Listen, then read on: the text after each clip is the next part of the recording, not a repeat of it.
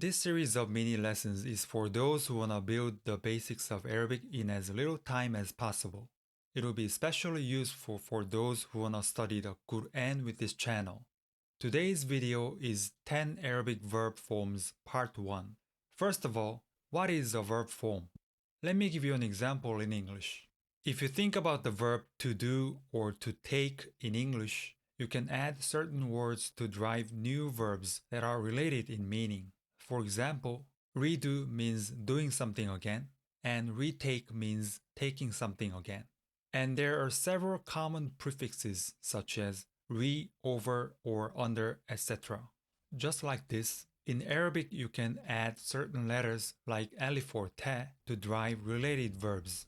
And there are 10 such patterns that you must know for proper understanding of Arabic texts. I'm gonna cover form 1 through 4 in this video and the remaining 6 forms in another video. Before we begin, I'd like to mention that I'm not gonna delve into every detail of the verb forms in this lesson. That's because many irregular verbs differ in those details. Instead, I want you to focus on the core features of each verb form that apply even to irregular verbs. Let's begin with form 1. Form 1 verb is the most basic form of the verb. What's tricky about form 1 verbs is, if you look at the stem vowel, which means the vowel on the second radical, I put 3 vowels, fatha, dhamma, and kasra.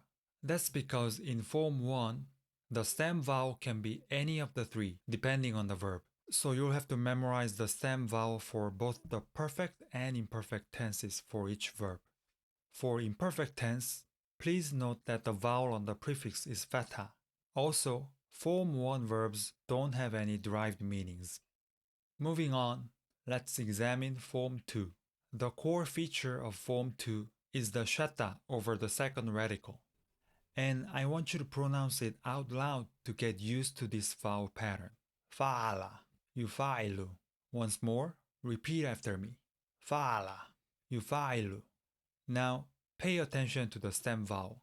What's the stem vowel for the perfect tense? Fatha. What's the stem vowel for the imperfect tense? Kasra. And these stem vowels apply to form 3 and 4 as well. Fatha for perfect, kasra for imperfect. And please note that this is the conjugation for third person masculine singular. But if you have memorized the basic conjugation chart from my previous grammar lesson, you can easily conjugate the other forms as well.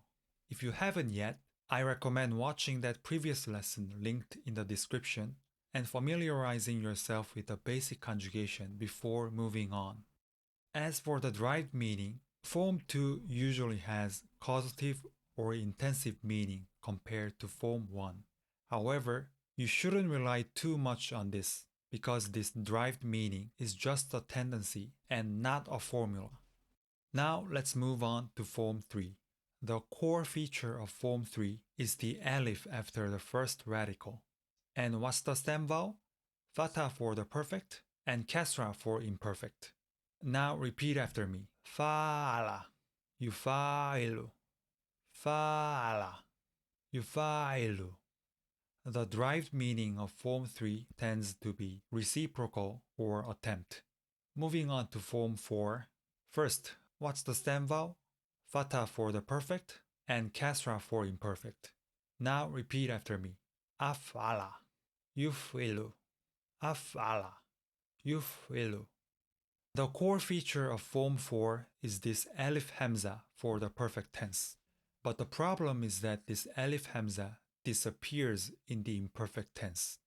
In the imperfect, the only core feature left is the dhamma on the prefix, which is the core feature shared by form 2, 3, and 4. So sometimes you have to take a roundabout approach to identify form 4 imperfect verbs. For example, if a verb has dhamma on the prefix, it could be form 2, 3, or 4. And if it doesn't have the shadda of form 2 or the alif of form 3, then it would be form 4. This may sound overcomplicated, but it'll make sense once we look at examples. One final note is that earlier I said this Dhamma on the prefix indicates form 2, 3, or 4. But other forms can have Dhamma too when it comes to passive verbs. But for now, don't worry about passives because I'll cover them in a separate video.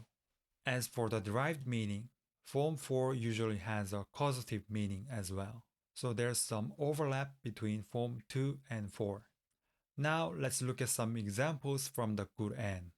First, pause the video and try to guess the verb form, tense, and conjugation of these verbs on your own. Did you do it? Alright, let's go over them starting with the first one, tuqatiluna. The biggest clue is this alif. So probably it's form 3 and these are the root letters and its meaning would be to fight. It has prefix to, so it's imperfect. And it has una ending, so it's second person masculine plural, meaning you all fight. Moving on, we have as'alu. And maybe the first thing you notice is this alif. So maybe you think it's form 4 perfect tense. But if you look at the last vowel, it's dhamma, which means it's an imperfect verb. That means this alif hamza is not a form 4 prefix, but an imperfect prefix for first person singular, and it has fatha on the prefix. So which form is it?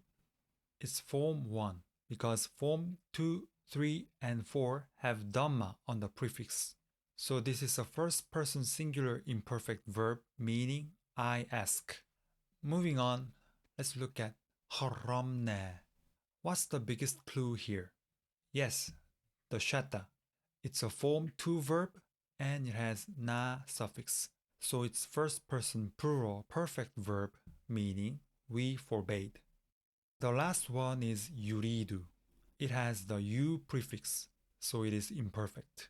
It has dhamma on the prefix, so it's either form 2, 3, or 4. Which one is it? It's form 4. But if you compare it to the form 4 template, yufilu, it looks a bit different because yuridu is irregular. Then how do we figure out its form? This is where we use the roundabout approach I mentioned earlier. It doesn't have the shatta of form 2 or the alif of form 3, so we can conclude that it's form 4, imperfect, 3ms, meaning he wants. Finally, here's a summary of today's lesson. Please review the core features of each form. And that'll be all for part 1, and we'll cover the other 6 forms in the upcoming lesson. Thank you for watching.